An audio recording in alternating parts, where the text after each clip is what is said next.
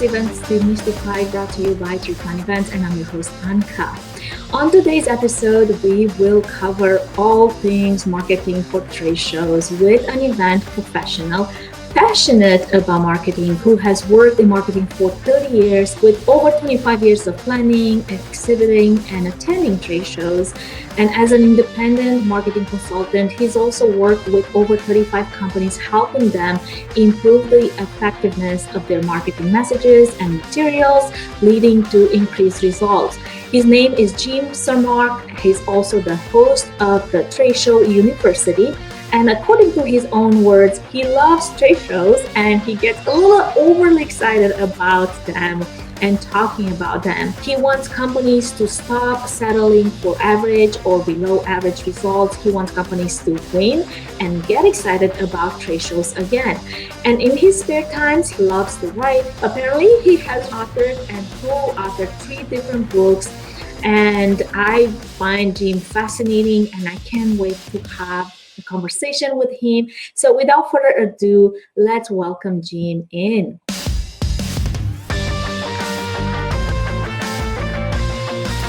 Jim, welcome to the show. I am so excited and so glad that you're here. Can't wait to have a conversation with you about trade shows. Oh my gosh. Anytime I have an opportunity to talk about trade shows and events, it's the best thing ever. It's the best thing ever. So thank you so much. Honored to be on your podcast today. So excited that you were able to make time. And before we dive into the meat of our conversation, let's give our audience, in your own words, some background on why do you feel so passionate about trade shows?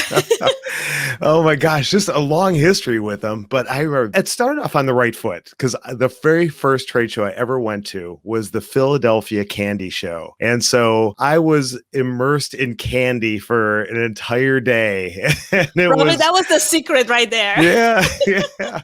And everyone was so excited to be there and share their new candy and have people try their products and taste and all that. And so I got just wrapped up in all that excitement. And then my next show, I switched companies. My next show was a manufacturing show, and not near as exciting, you would think, but people at the event were equally excited to be there and to share and to talk about their products and services. I'm like, wait, there's something here. And I was excited too. And then I realized, wow, there's so much you could do at these shows. It's not just finding out about new products and services, but you find out what's going on in the industry and you see what is happening with your competitors, because typically if you're exhibiting, your competitors are probably also there exhibiting too. So you get to kind of spy on them in a very good way. You get to go up close and personal and see their booth and their literature. And you can even talk with them. I find people are trying to be sneaky. It's like, I like just going right up to people and say, hey, I'm from ABC Company and I know we're competitors, but I've just wanted to introduce myself and just see what you're doing. And hey, stop by our booth later. But you get some great information. Where else can you see hundreds or maybe even thousands of your potential target audience walk right in front of your face and have great one-on-one conversations with?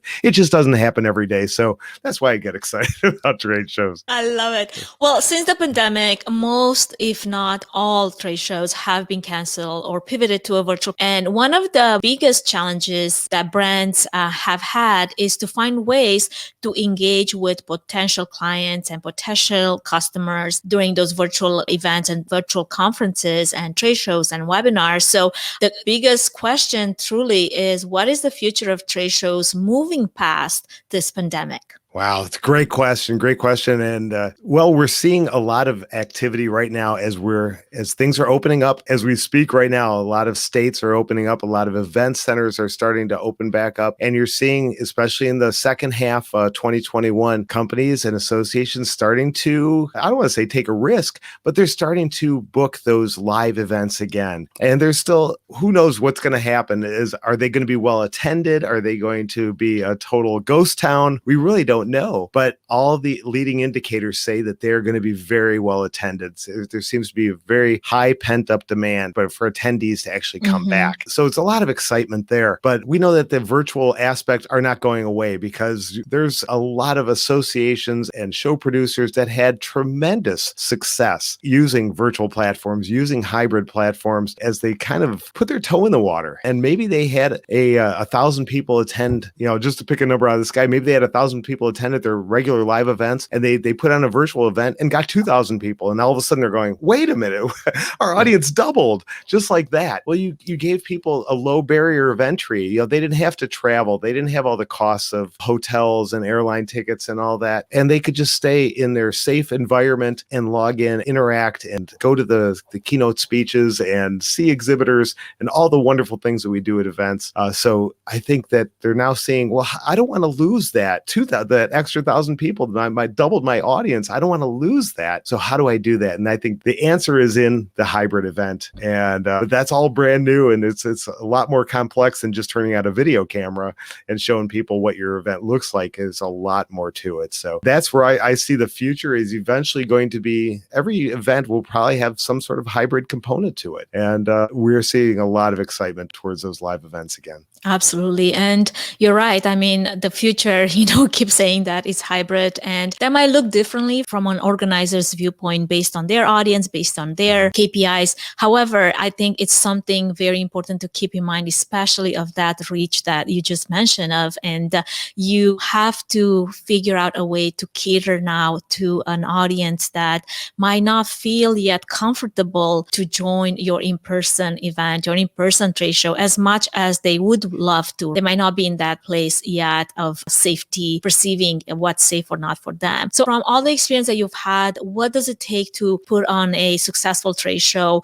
What are some important steps to plan your exhibit? Because we have to cater to two different audiences and make sure that virtual aspect is not forgotten from the in-person. But the overall planning strategy stays the same and the considerations stay the same. So the question is, what are those important steps that need to be taken into account when you're thinking of planning this successful exhibit? Wow, that's a great question. And I wish there was a super easy answer. There's not, but that's okay. And we're all going to figure this out as we go. But the first thing is understanding that your live audience, if you're at a hybrid event, that means you've got a live audience, you're face to face with someone in person, and you have to know how to interact with that person. But you also have this virtual audience. First of all, I would say you need to have separate staffing to make sure that your virtual audience is well attended to, that you are engaging with them, that you are reaching out to them, you're answering their questions, and you're not splitting your time between live and virtual, but that you actually have people dedicated to answering the questions, to engaging those people. And the second thing is, I would say, this is something you just said, is you need to know what is the results that you want them to have. What you have to think about, put the end in mind. What is, when they leave your trade show booth, when they leave your exhibit, when they leave your event, what do you want them to leave with? And I'm not just talking about, do you want them to leave with a flashlight or a pen or something like that? That might be part of what you're doing, but also what materials do you want them to leave with? What is the ultimate goal for you? Do you want them to set an appointment for a demo, or do you want them to have made a sale, to have made a purchase? Well, depending on obviously what industry you're in, we talked about candy already. So a lot of those companies that are going, they're trying to write orders right there at the show. They're trying to complete transactions right there. So what is the ultimate for you? For you, it might be longer if you're a consulting company. If you sell high ticket items, really, really expensive items, obviously you're probably not going to be selling those right at the show, and you're not going to be writing consulting contracts right at the show, because you need to get to know your audience. You need to get to talk with them about their need way more than you can do in a 1 or 2 minute conversation while they're at your booth. So you need to figure out, what is that goal for you? What is the metric that's going to mean success for you and your event? And then say, okay, if I want to make a sale, then how do I get to that point? What do I need to do? What steps do I need to have them walk through? And this is something that I call the booth flow. And that is orchestrating the experience, the journey for when the second they arrive at your booth or your virtual booth or your virtual exhibit, and how do I step them through a journey with me where not only they get to experience my business and the products and services that I offer, but it's also on top of that, me getting the information, or you as the exhibitor getting the information from them that you want and need. So who is this person? What is their title? What is their decision-making capability? What industry do they serve? And are they in? So I want to capture all this information. And maybe you have a quick survey, maybe you have a poll, but you have to guide them step by step. So you have that initial question that's going to qualify them. And that's one of the most frustrating things as an attendee. If I'm at a show and maybe I'm looking to make a purchase, or I have something in mind that I want to get this information from the show, that I'm going through and I stop at a booth that I think might be someone I need to talk to, but immediately I know that it's not the right fit, or I'm not qualified, or it's not the product or service I thought it was, but they continue to talk and talk and talk and talk and try to sell me without ever qualifying me. So that's the first thing that I say when someone comes up to your booth, give them a quick question that will qualify them, because you don't want to waste their time and you don't want to waste your time talking to someone who will never become a customer of yours. It's fine that they might want your flashlight or you want to maybe get them on your email list because maybe they're not a customer today, but maybe they could be down the road. So it's orchestrating that. So qualify them so that you have a good, meaningful conversation, capture their information. And if it's virtual or if it's hybrid, then you've probably already captured the information just by them clicking to enter into your booth. I love the data that we can capture and that we have access to that we've never had before. Thanks to this acceleration, we want to pick one major positive that has come out of this pandemic. It is the acceleration of data and what we can capture and how smart we can get about our customers and about the industry. And then we can quickly pivot for that next event, that next show, or even on our follow-ups with more information than we ever had before. So really, really exciting there. So qualify them, then get them in, and then ask the next question. What's the next question that we need to find out? What are they looking for? And so that we can tailor our demonstration, tailor our communications, our talk, our conversations to get them the exact information that they need so that we're not wasting anybody's time. And then by the time we leave, what is the ultimate goal? Okay, I want to sell them. Then you need to close that sale right then, because you may not have that opportunity once they leave your booth, but maybe it's, I need to schedule an appointment. Then it's getting out your appointment book or your calendar and scheduling that appointment right then and there, and make sure that they understand what is the next step. I'm going to follow up with you next Monday. I'm going to send you a quick email to confirm our appointment for a week from Thursday, so that when they leave, they're excited, they know what the next steps are, and you've well orchestrated their journey at your booth. And that doesn't, you could have a booth of 20 people and you maybe have them go to 2 or 3 or 4 different people depending on what their needs are, but it could just be a single person booth, but you've got to orchestrate that journey. That's the key. Well, thank you, Jim, for giving us such a wonderful overview of what a booth flow is or should be. Now, tell me, why is having a booth flow such a secret weapon that trade show organizers need to take into account and take advantage of? It's a great term, secret weapon. It is a secret weapon.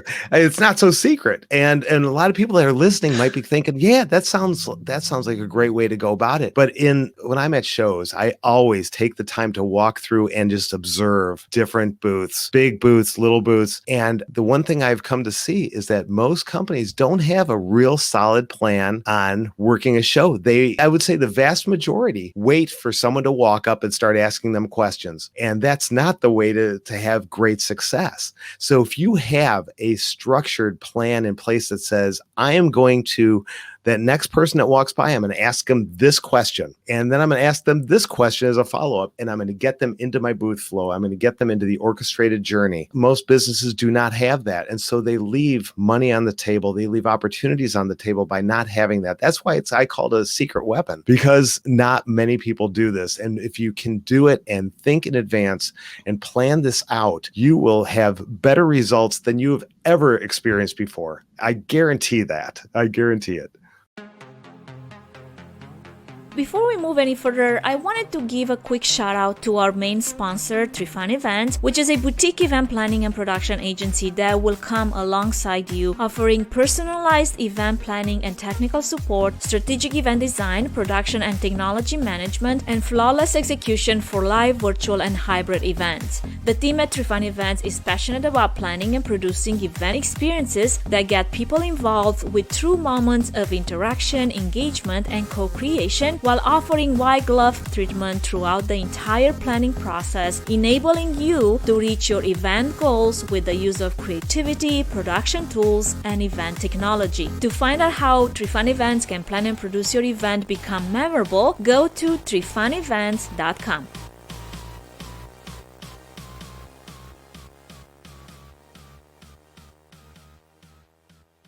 Absolutely. And I love how passionate you are about this. If you are a trade show organizer and you don't have your strategy down, let me just tell you that Jim is the go-to person, and his podcast, Tradeshow University, is basically where you learn all the things that you need to know so that all the effort you're going to put into an event, it will pay out. And it's not going to just be something that you throw a lot of time, a lot of money at, but then it doesn't give you the return on investment that you were hoping it would. And moving into the next question, when we're planning and hosting and joining in-person trade shows, I've seen a lot of amazing booths that were set apart from other booths, right? Like you said. Now, do you have any tips on how to set a virtual trade show booth apart from all the experience and the wealth of experience that you gather while joining all those in-person trade shows and seeing so many different booths? Absolutely. And this is really coming a long way in the last year. A year ago, think about the first virtual events that I attended, and they were clunky. People really didn't know what to do. They were making a best effort, and that was great. It was doing something. It was better than doing nothing. But we've come a long way. And now I just had the opportunity and honored to have been a judge for the Virtual Event Awards for 2021 in conjunction with the Virtual Events Institute. And some of the nominees that I saw were just outstanding. And what they did was they did so well. And this is something you could do on a big budget or a small budget. A lot of these were big budget, but you could do this on a small budget, is you've got to immerse. You've got to create an experience. And if you can use video to do that, and whether you have a manufacturing company, whether you have a service-based company, how can you use video or even audio to immerse somebody and immerse that attendee into your world? What can you do to bring them in so that they have that emotional attachment to what you do, so they can feel the quality, they can feel the passion? I've seen amazing high definition video of manufacturing processes that just make your eyes go, wow, that is amazing. I never thought that they went to that length to manufacture that product. Or you get high quality video of testimonials, customer testimonials of service-based businesses, or you see the end results, but get people to be immersed so that it's not just a screen that you're looking at, because that we've all been zoomed out and we've all been sitting at a desk. And that's the tough part about being virtual, being hybrid versus being live, because you've got the sights, the sounds, the smells, all the excitement. When you're immersed into an experience via video and conversation and using, and I would encourage everybody, write out some language that describes your product and service that is flowery, and it just is exciting, gives people kind of goosebumps that say, I want to do business with you because you've made me so excited. Talk to your customers, your best customers, have them describe you, have them describe what it is doing business with you and why do I love doing business with you, and use some of their words in your marketing language, and have those scripts ready so that you can bring people through that same experience that your best customers have told you why they love doing business with you. So everyone, from a brand new person who's never heard of you before, they can get that similar feel about what it's going to be like doing business with you. And so it's creating that immersion is so important. Don't just do the, hey, welcome. Do you have any questions? What can I show you? Don't be that. That's everybody else. Be different and immediately pull them in. Absolutely. And you bring fantastic points there. And even this idea of immersing yourself in the story of like who you are and what sets you apart.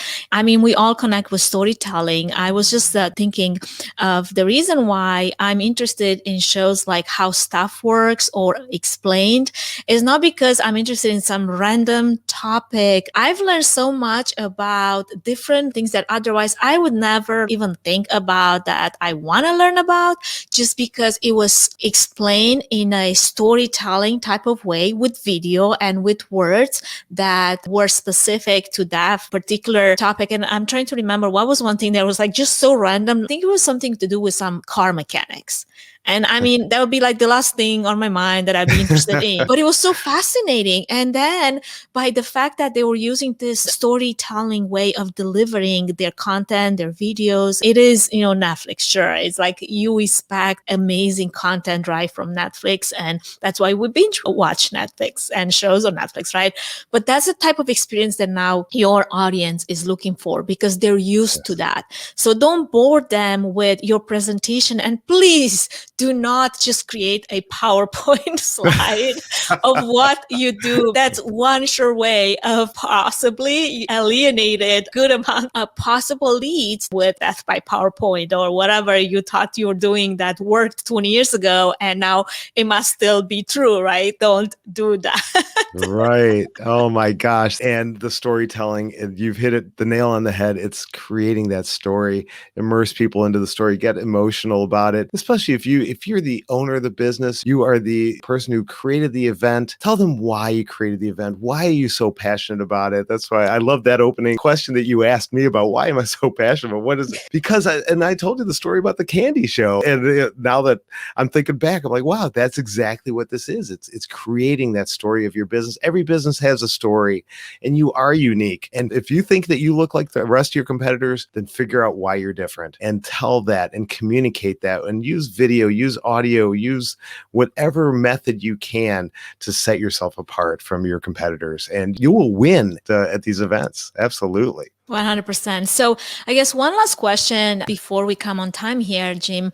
What are some elements of success or maybe best hacks for making sure that your trade show is produced and planned well? First of all is understand your audience. And the industry, if it's an industry specific show, understand what has that industry gone through. And some industries through 2020 and 2021 first part have been hit really, really hard. So what are they looking for? What have they been through? So don't come at them the same way as when times were great. Reach down and understand and say, hey, I'm with you. We understand this has been tough. We're offering a special just for this industry because we know you've been through a lot. And so you connect with them so they know, oh yeah, they're on our level. They understand us. So understand, do your research, do your homework, everything about the industry and about your audience. So please do that. And that's the main thing. And then just gear everything you have. Be as efficient as possible. People want short, quick answers. So one of the tips that I always give is sit down with your team and say, what are the top 20 questions that we get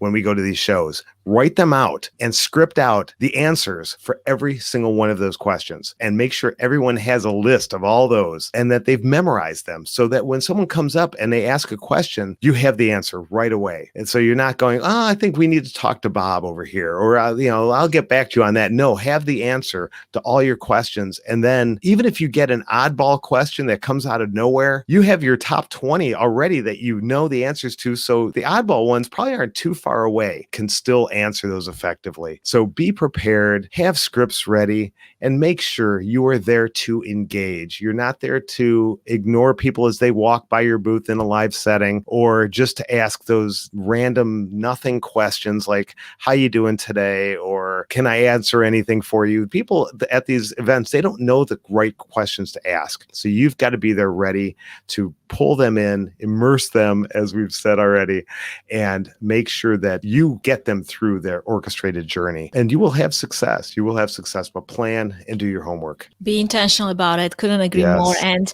friends, if you want to learn more tips, great tips on how to plan successful trade show events and trade shows in general, you must check out Jim's website. And I'm going to put a little ticker here because this is where you can get your top 52 trade show tips. I don't know why 52. Why not 54, Jim? One tip a week. Thank you. But I have them all in one document, so you get them all at once. These are my favorite. These are ones you can just sprinkle them in, or you can go all in. And some of them are specifically for virtual, some are specifically for live events, but a whole bunch of them are good for either one or good for that hybrid setting. So get over there, and these are going to move the needle for your business. I can guarantee that.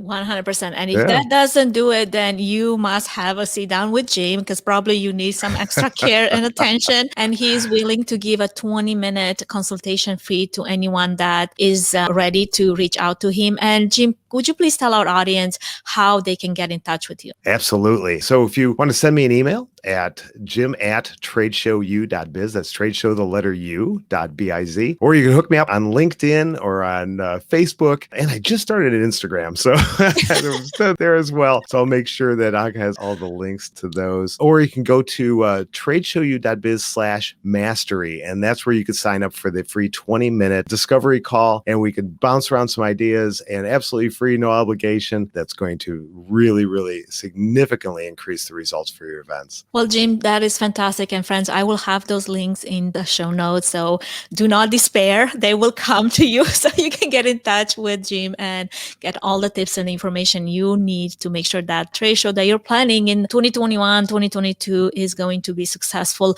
Jim, thank you so much for the tips that you shared today. It was my great pleasure to have you on, and I look forward to staying in touch. And I hope you have a wonderful rest of your day, whatever the summer looks like for you. I hope it rocks on. You just came from vacation, so probably you're like, yeah, that was great, but I already have my vacation. Oh my gosh, yes, just coming back from vacation, so I'm relaxed. I'm excited. It's gonna be a great mine. Summer. Mine is coming up next week, so I'm nice. I'm so ready to go. So let's wrap up this week as fast as possible and lay on the beach for a while. There you go. Thank you. It's been an absolute pleasure, and it's an honor to be on with you. Thank you so much. I appreciate you, Jim. Okay, friends, this is it for today's episode. Wasn't Jim amazing? And all those tips that he shared about trade shows and how to make sure that you are going to have a successful exhibit, either virtual, in person, or hybrid. Those are amazing tips. Make sure that you do grab his top 52 trade show tips from his website and learn as much as you can to make that trade show impactful and create that experience that will set you apart from all the other exhibitors. Thank you so much for all of you listening, wherever you're tuning in from, all of you national and international listeners. I appreciate your continuous support. Please do take a moment to subscribe and leave a 5-star review to make this podcast visible to more event professionals like yourself. I welcome your feedback. Please do keep that coming either via email, podcast@trefanevents.com, and that is TREEFANEVENTS.com, or via the social channels that we are on. One of the newest ones being Instagram for the podcast, Events Demystified Podcast on Instagram. Make sure you find us, you like us, and you share our content to get all of this amazing information that is shared by our featured guest in front of as many event professionals as possible. Have a fantastic rest of your day. Until next time.